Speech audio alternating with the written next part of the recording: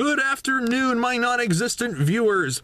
I am right outside the Marcus Theater, or the Marquise Theater, however you pronounce it, and I'm about to see Dogman, the latest film from DreamWorks, and it is the adaptation of Dav Pilkey's beloved graphic novel series, the Dogman comics, which started off as like a spin-off of the Captain Underpants comics, which the picture books, I should say. And I talked about this in my 9 most anticipated movies of 2025 video that I did alongside my Anora review a few weeks ago, and I'll say again here, I actually haven't read any of the Dogman books, but I did read the Captain Underpants book where Harold meets George in kindergarten. They start making comics together, and like they start off with making a Dogman comic, so I've been familiar with Dogman's backstory for a very long time now, and like, you know, Captain Underpants back in 2017, the first movie, is, in my opinion, very underrated in DreamWorks' catalog, and I have very high expectations. Or, like, I'm expecting Dogman to be just a very just fun ant time with, you know, another, like, solid DreamWorks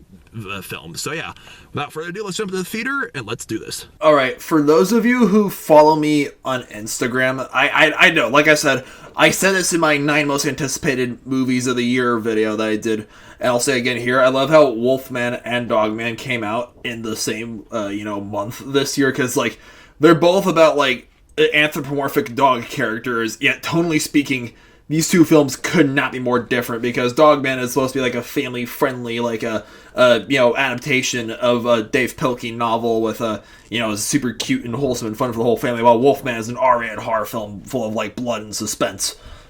Like, yeah, so I just got back from seeing Dogman, and this is another addition to my poster collection, and I gotta say, overall, I was pleased with Dogman.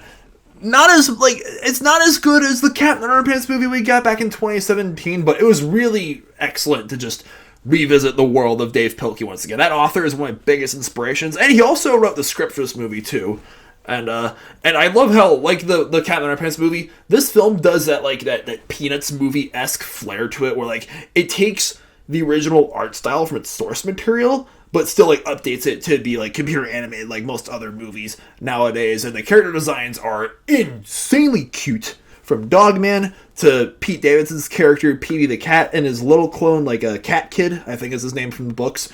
And, the police chief, voiced by Lil Rel Howery, and, there's the news reporter lady in this film. Like, everyone just looks super cute. Like, it felt like it was drawn by George and Harold from the Captain Underpants books. That's what, like, it has that whole, like, made by kids for kids appeal to it. And yeah, the humor is very innocent and it's very kid friendly, but there were a couple of scenes where I got to laugh pretty decently, because there's 2 lines in particular near the end of the film that, like, reference a not so family friendly, like, they reference not so family friendly films that are, like, iconic references, which I thought was pretty cute and funny. Also, I think the voice casting was genius. Like, Pete Davidson voicing a character named Pete, to me, is just really funny, because our main lead, Dogman, after his, operation when, he loses his human head and his dog body, it's like, for the rest of the film, he doesn't speak at all because, well, he's part dog, he can't, so he just makes dog noises like barks and growls.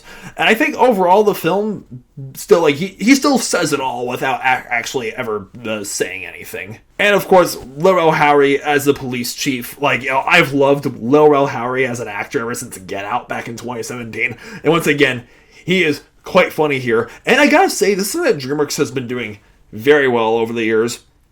Like, they've been doing a great job at just, like, with the heartfelt moments to counteract all the insanity that goes on in their movies, of zany humor. And that's the thing, this film is very fast-paced. I believe it's like an hour and, like, 27 or 29 minutes, give or take. And this is one of the rare cases, because that's been a common complaint I've had for quite a few animated films that have come out in the past few years. This is actually one of the rare cases where I think a super-duper fast pace, it worked for the most part, keyword, for the most part, not all the time, in the film's favor, actually. Because there are some heartfelt moments, there are some, sadder, more, like, depressing moments that the characters face, but, like, there is a neat little message about, like, taking life for what it is and appreciating the good stuff despite all the bad stuff that happens to you. And I will say this, though, like, this isn't, like, a huge problem with the movie by any means, just more like a missed opportunity. There are, no spoilers, there were characters I was really hoping to see more of, but we didn't, is what it is, I guess.